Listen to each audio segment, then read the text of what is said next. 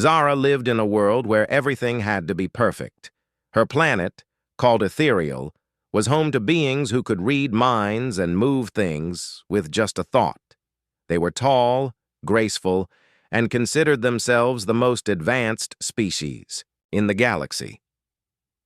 But Zara was different. When she was born, the royal doctors knew something wasn't right. Her movements were slower than other children. She couldn't speak clearly, and her words often came out mixed up. While other kids her age could already lift heavy objects with their minds, Zara struggled to pick up a simple flower without help. The worst part? She was a princess, third in line to rule the most powerful planet in their solar system. Her parents, the king and queen, tried their best to hide her condition.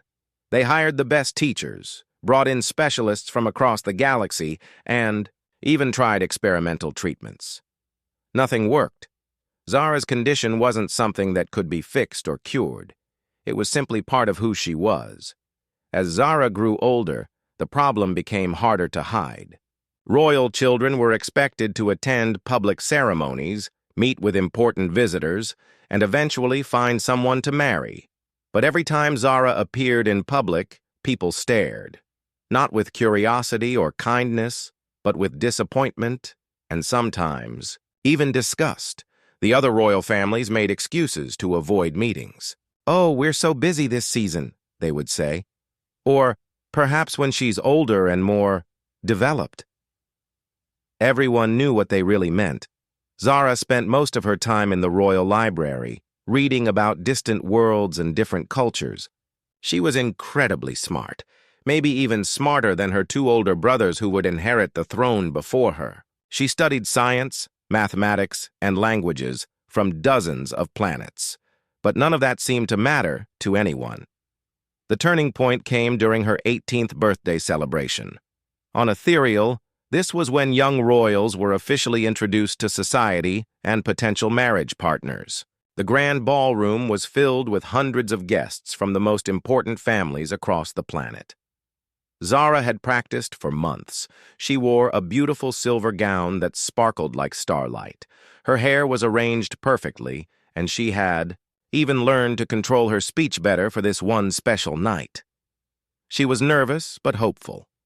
Maybe tonight would be different. The traditional ceremony required young nobles to approach the birthday princess and ask for a dance. It was considered the highest honor, and usually there would be a long line of suitors waiting their turn. But as Zara stood on the platform, waiting with a smile on her face, something terrible happened. Nothing. Nobody came forward. The music played, couples danced around the room, but not a single person approached her. Minutes felt like hours. Zara's smile began to fade as she realized what was happening. The other young nobles were deliberately avoiding her. Some turned their backs when she looked their way. Others whispered behind their hands, pointing in her direction. Her mother, the queen, tried to save the situation by signaling to some family friends to approach, but even they hesitated, clearly uncomfortable. When one young man finally walked toward her, it was obvious he was being forced by his parents. The dance was awkward and painful, with him barely looking at her and ending it as quickly as possible. That night, alone in her room, Zara cried for the first time in years.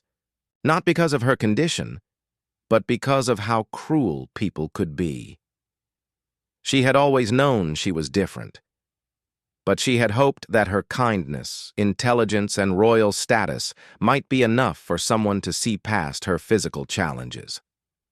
The next morning, her parents called her to their private chamber. The conversation was one of the most difficult of her life. "Darling," her father said gently, "we need to discuss your future." Her mother looked sad as she spoke. "The Royal Council has been talking. They believe it might be better if you stepped."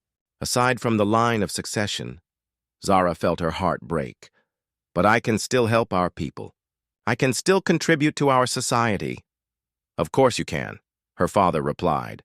"But marriage and producing heirs is part of royal duty. And if no one will accept you as a partner? He didn't need to finish the sentence. Zara understood. In their society, a royal who couldn't marry and have children was considered useless. From that day forward, Zara threw herself into her studies even more. She specialized in biotechnology, hoping to find ways to help others like herself. She worked on adaptive technologies that could assist people with various physical challenges. Her research was brilliant, innovative, and could have helped millions of beings across the galaxy, but even her scientific achievements were overshadowed by what others saw as her failures. At conferences, other scientists would listen politely to her presentations, then talk to her assistants afterward instead of discussing the work with her directly. Zara began to wonder if she would spend her entire life alone. She watched her brothers marry beautiful, perfect partners while she remained isolated in her laboratory and library. Her loneliness grew deeper each day, but she refused to give up hope entirely. Little did she know that halfway across the galaxy, on a small blue planet called Earth, someone was about to change everything. Someone who would see her not as a disabled princess, but as a brilliant scientist, a kind soul, and eventually, the love of his life. But that part of her story was still waiting to begin. 6 months after that horrible birthday party, something incredible happened that would change not just Zara's life, but the entire future of 2 worlds. Earth had finally made contact with other intelligent life in the universe. The first meeting between humans and the people of Ethereal took place on a neutral space station orbiting the moon. It was a historic moment that both planets had been preparing for with excitement and nervousness. For humans, it meant they weren't alone in the universe. For the Ethereals, it was a chance to meet a species they had been quietly watching for decades. Dr. David Chen had dreamed of this moment his entire life. As Earth's leading expert on alien biology, he had spent years imagining what other life forms might be like. But David wasn't like most scientists. While others focused on the big picture, he noticed the small details that others missed. He had a way of seeing things differently, partly because his own mind worked differently too. David had always struggled with social situations. Large crowds made him anxious, and he often had trouble understanding social cues that seemed obvious to everyone else. But when it came to science and research, his unique perspective was his greatest strength. He could spot patterns and connections that brilliant minds overlooked. When the ethereal delegation arrived at the space station, David was amazed. They were tall, elegant beings with an otherworldly grace that took his breath away. But as he watched the formal introductions, he noticed something that bothered him. There was one member of the delegation who seemed different from the others. She moved more slowly and carefully than her companions. When she tried to speak during the welcoming ceremony, her words came out unclear and hesitant. The other ethereals seemed embarrassed by her presence, often stepping in front of her or speaking for her before she could finish her thoughts. David's heart went out to her immediately. He recognized the look in her eyes, the same mixture of intelligence and frustration he had seen in his own reflection many times. While everyone else focused on the delegation's leader and the important political figures, David found himself watching this quiet, overlooked member of their group.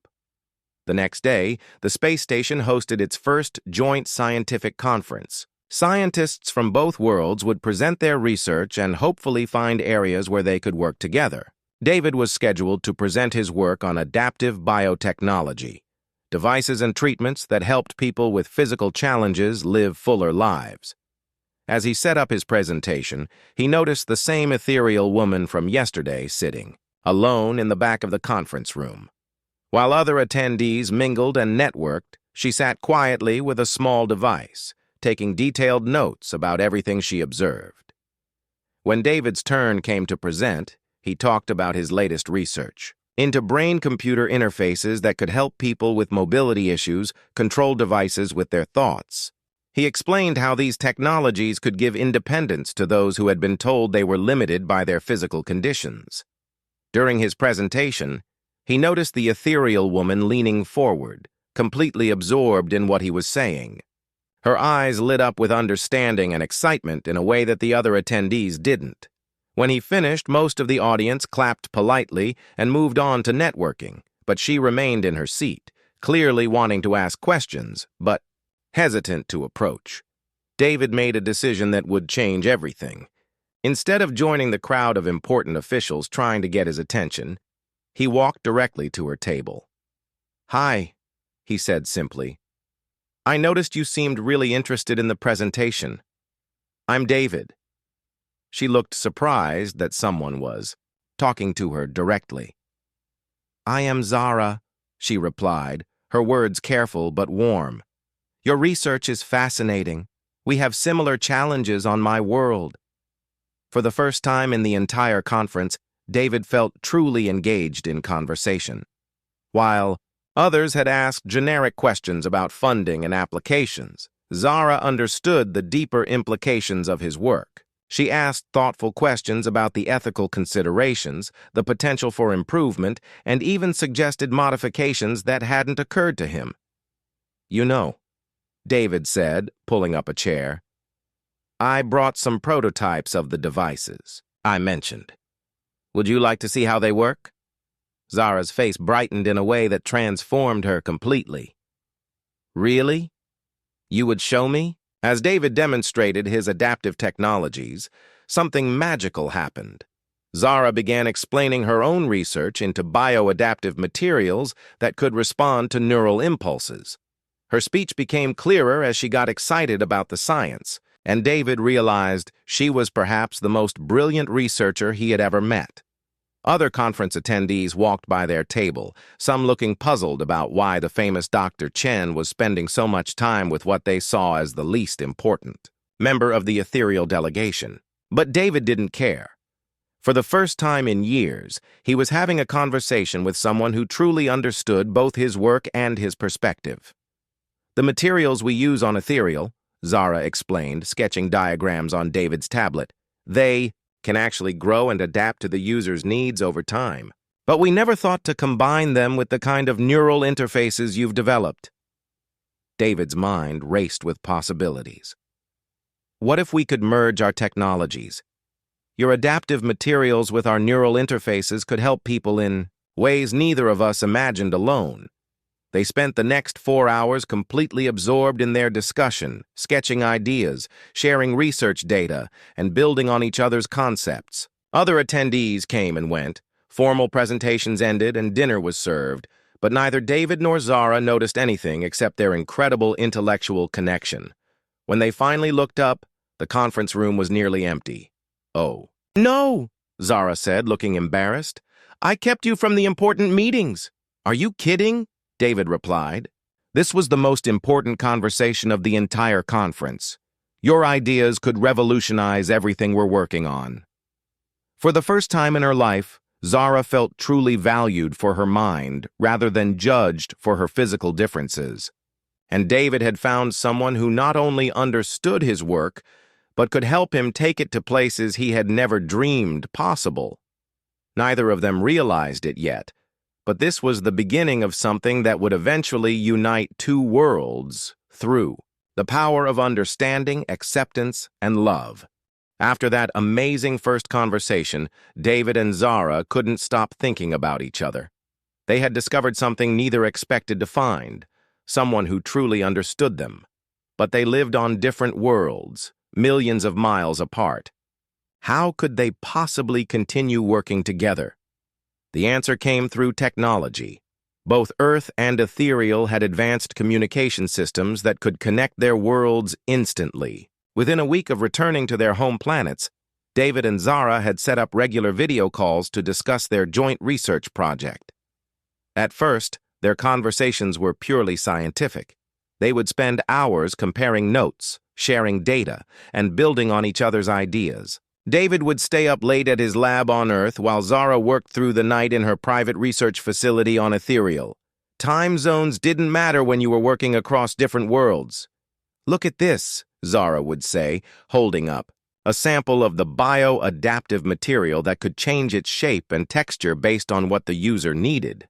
Watch what happens when I introduce electrical impulses similar to human brain waves. David would lean closer to his screen, fascinated as the material seemed to come alive, forming into different shapes and textures. That's incredible. And you're saying it responds to emotional states too? Yes, Zara replied, her excitement making her speech clearer than usual.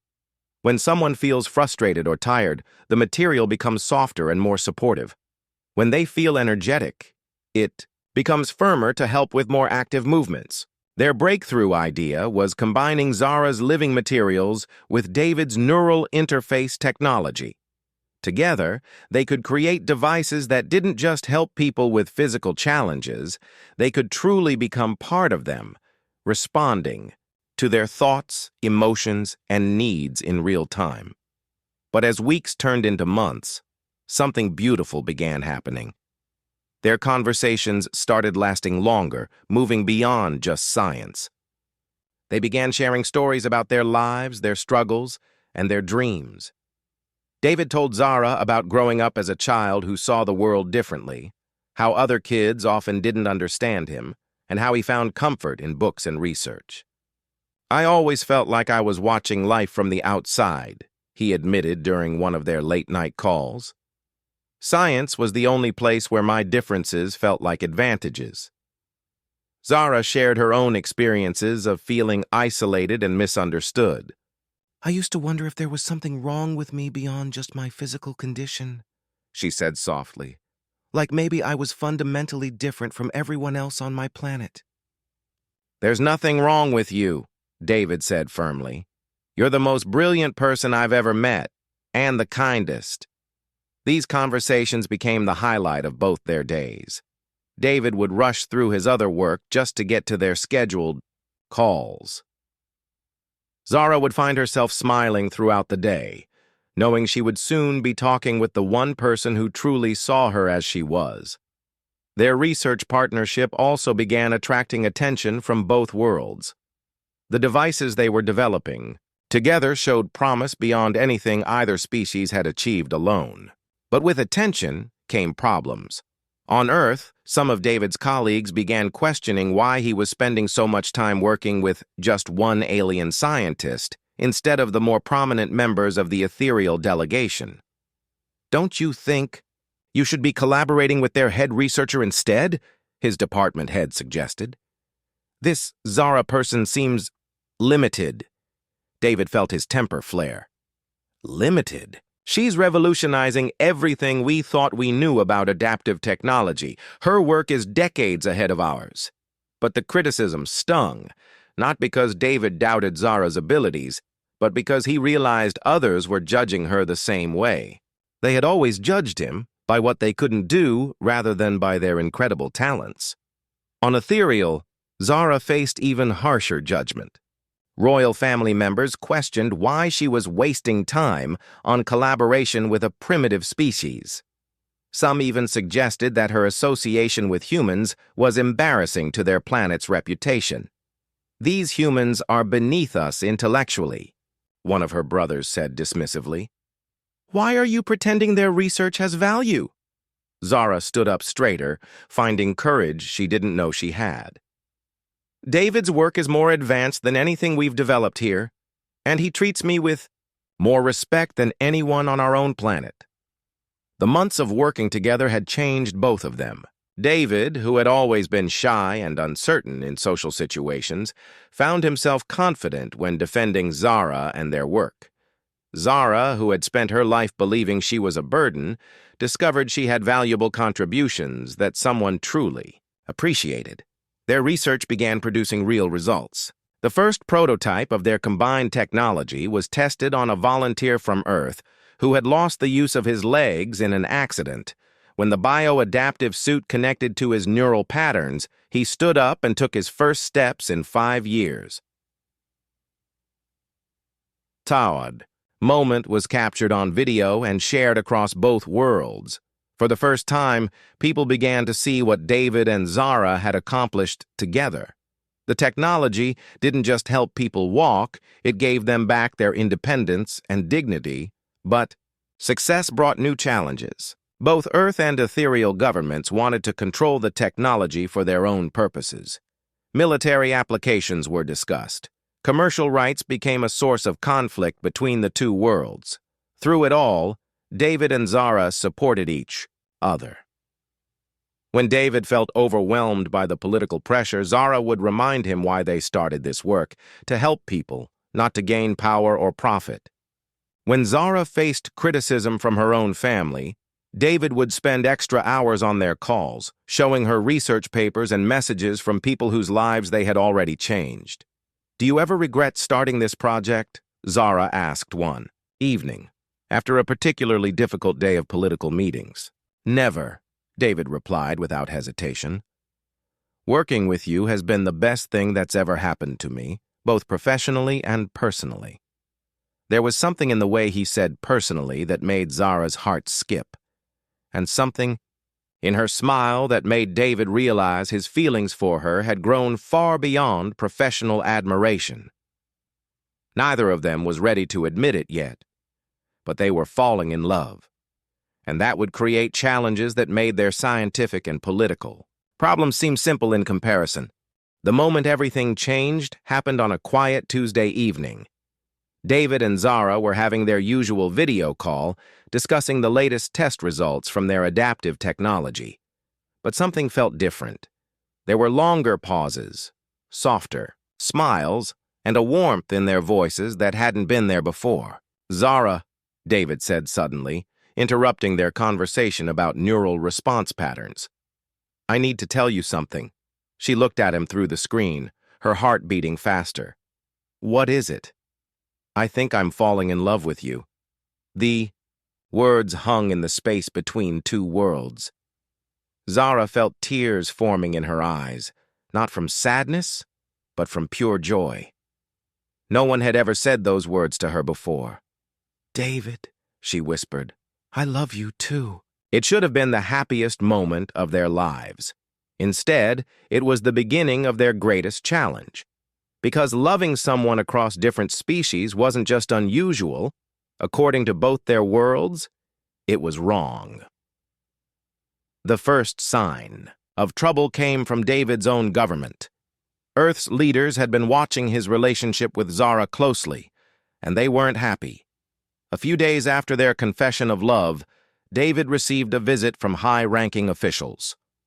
"Dr. Chen," the lead official said, sitting across from David in his lab, "we need to discuss your relationship with the ethereal princess." "What about it?" David asked, trying to keep his voice steady. "It's causing problems. Some people on Earth think you're getting too close to them. They're worried you might share our technology secrets or put Earth at a disadvantage." David couldn't believe what he was hearing. "My relationship with Zara has led to the greatest scientific breakthrough in human history. We're helping people who never had hope before." "That may be true," the official continued, "but public opinion is turning against interspecies relationships. Some groups are calling it unnatural. They think you're betraying your own kind." The conversation left David feeling sick. How could people be so closed-minded? But he soon learned that Earth's opposition was nothing compared to what Zara was facing. On Ethereal, the royal family was in complete chaos. When they discovered their daughter was in love with a human, the reaction was explosive. "This is disgraceful," Zara's father, the king, shouted during a heated family meeting. "How can you embarrass our entire bloodline like this? Humans are primitive creatures. They don't even live half as long as we do." Zara's mother, the queen, was gentler but no less firm. "Darling, you must understand. Our people will never accept a human as part of the royal family. Think about the children. They would be mixed blood, rejected by both species." "David is the kindest, most brilliant person I've ever met," Zara replied, fighting back tears. "He loves me for who I am, not despite my condition, but including it. Isn't that what matters?" "Love isn't enough when you're royalty," her oldest brother said coldly. "You have duties to our people, to our bloodline. This fantasy needs to end now."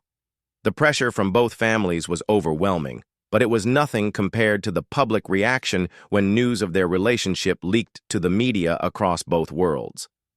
On Earth, protesters gathered outside David's research facility with signs saying humans first and keep our species pure. Some sent him angry messages calling him a traitor to his own kind. The worst part was that some of his fellow scientists began avoiding him, worried that associating with him would hurt their own careers. On Ethereal, the reaction was even more severe. Ancient laws were brought up that forbade royal family members from bonding with inferior species. Some nobles called for Zara to be stripped of her royal title entirely. Others suggested she be exiled from the planet. The couple tried to ignore the hatred and continue their relationship, but the stress was enormous.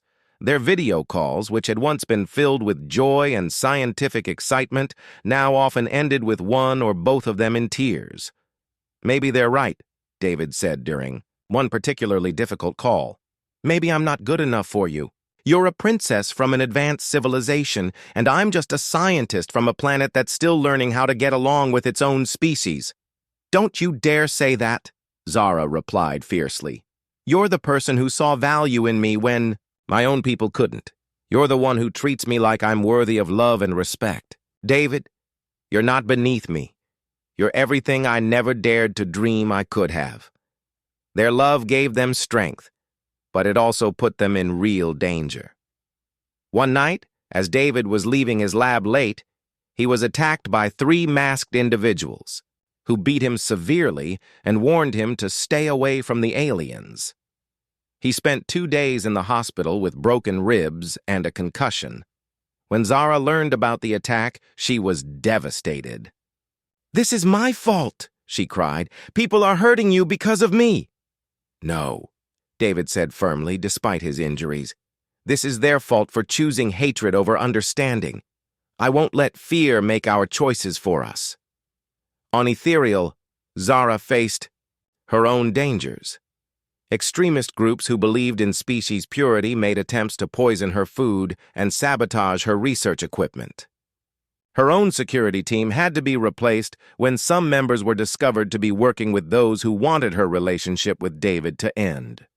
The worst moment came when both governments threatened to end all cooperation between Earth and Ethereal if David and Zara didn't end their relationship. The peace treaty, the scientific collaboration, the hope for a better future between their worlds, all of it would disappear if they continued to love each other. "They're asking us to choose between our love and the future of 2 civilizations," Zara said during one of their most difficult conversations. "What do we do?" David asked, his voice broken. For a long moment, neither of them spoke. Then Zara's expression changed, becoming determined in a way David had never seen before.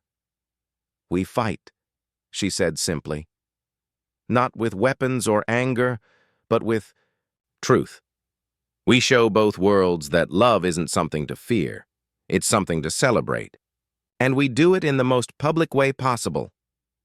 "What do you mean?" Zara smiled, and for the first time in weeks, it reached her eyes. "David Chen, I have an idea that's either going to change everything or get us both exiled from our home worlds, forever." "I'm listening." The annual Galactic Peace Summit is happening next month.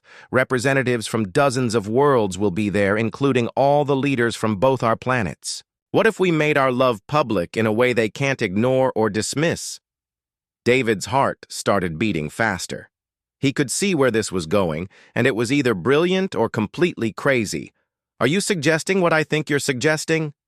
"Yes," Zara said, her voice strong and clear. "I'm suggesting we bet everything on love winning over fear." The Galactic Peace Summit was the most important diplomatic event in the known universe. Representatives from 47 different worlds gathered on the neutral space station to discuss trade agreements, territorial boundaries, and peaceful cooperation between species. It was broadcast live across all participating planets, watched by billions of beings who wanted to see history being made. David had never been so nervous in his entire life. As he walked through the massive conference hall, His hands were shaking and his heart felt like it might explode.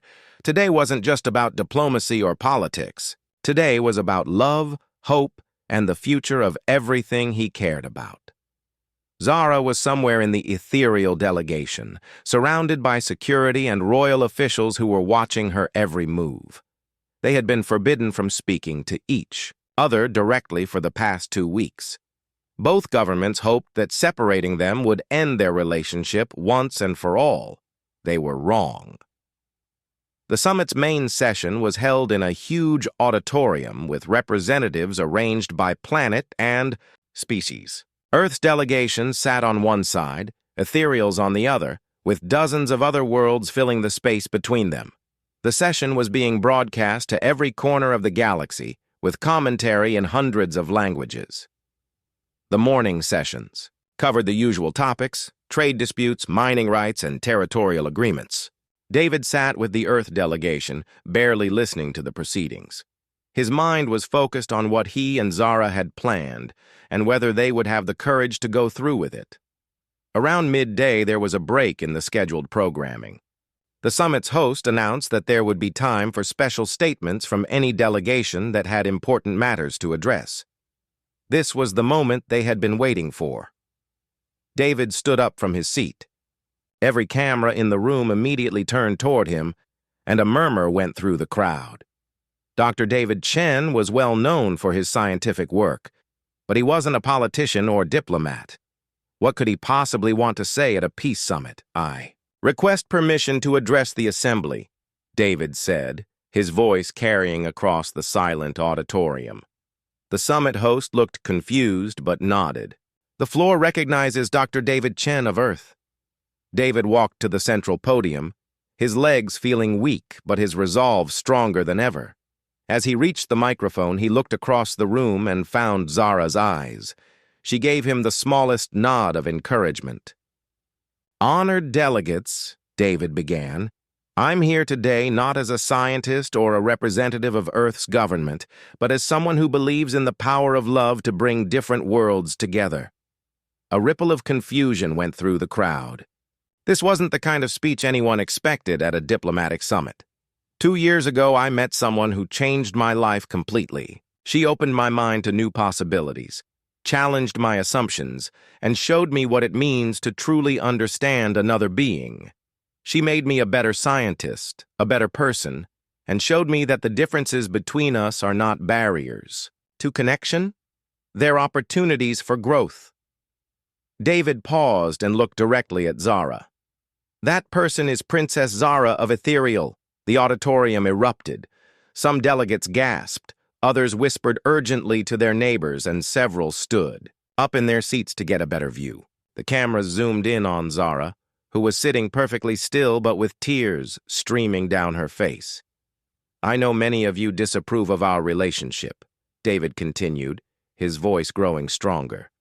"You think that beings from different worlds can't truly love each other, that our differences make us incompatible, that mixing species is somehow wrong or dangerous." He looked around the room, making eye contact with delegates from both Earth and Ethereal. "But I've learned something important over the past 2 years. Love doesn't see species or planets or physical differences. Love sees the soul, the heart, the mind that thinks and dreams and hopes for a better future. And Zara has the most beautiful soul I've ever encountered." The ethereal delegation was in complete chaos. Several officials were trying to get Zara to leave the auditorium, but she remained in her seat, watching David with complete attention. "Zara faces challenges that many of us can't imagine," David continued. "She moves differently, speaks differently, experiences the world in her own unique way, and instead of seeing these as limitations, I've learned to see them as part of what makes her extraordinary. She has taught me that there is no single way to be valuable, no single way to contribute to the universe." David's voice began to shake, with emotion. "She has faced rejection from her own people because of her differences. She has been told she's not good enough, not worthy of love, not capable of contributing to society. But in the past 2 years, working together, we've created technology that has already helped thousands of beings across multiple worlds. We've proven that collaboration between different minds, different perspectives, and different ways of thinking can achieve things that neither of us could have accomplished alone. The auditorium had gone completely silent. Even the most cynical diplomats were hanging on every word. I stand before you today because I believe our universe needs more love, not less. It needs more understanding, not more division. It needs more acceptance of differences, not more fear of the unknown. David took a deep breath and pulled out a small, beautiful ring made from materials from both earth and ethereal, a symbol of two worlds united. "Princess Zara of Ethereal," he said, his voice carrying across the silent auditorium. "Will you marry me?" The question echoed through the space station and across 47 worlds. For a moment, the entire galaxy seemed to hold its breath. Zara stood up slowly, her royal bearing evident despite her tears. When she spoke, her voice was clear and strong, carrying to every corner of the auditorium. "David Chen of Earth," she said, "you are the kindest, most brilliant, most courageous person I have ever known. You saw worth in me when I couldn't see it in myself. You chose love when the universe chose fear. Yes, I will marry you." The auditorium exploded in chaos. Some delegates cheered, others shouted in outrage, and still others sat in stunned silence. The live broadcast was reaching billions of viewers across the galaxy, and social media networks on dozens of worlds were going wild with reactions. But David only had eyes for Zara as she walked toward the podium. Her family and government officials tried to stop her, but she moved with a determination that surprised everyone who had known her as the quiet, overlooked princess. When she reached David, he slipped the ring onto her finger, and they embraced, in front of the entire galaxy. It was a moment that would be remembered as the day love officially became stronger than prejudice. The immediate aftermath was intense. Some delegates walked out in protest, while others stood and applauded. Several younger members of various delegations began chanting "Love wins" in different languages. The older, more conservative representatives looked horrified, while many of the younger generation seemed inspired. In the days that followed, something amazing happened. While governments and older generations struggled with the concept of interspecies love, young people across the galaxy embraced David and Zara's story. They organized rallies supporting the couple, created art celebrating their love, and began questioning their own society's prejudices. The wedding, when it happened 6 months later, was attended by representatives from 37 worlds. It was a celebration not just of David and Zara's love, but of the possibility that differences could be bridges rather than walls. Their joint research continued to flourish, helping beings across the galaxy live fuller, more independent lives.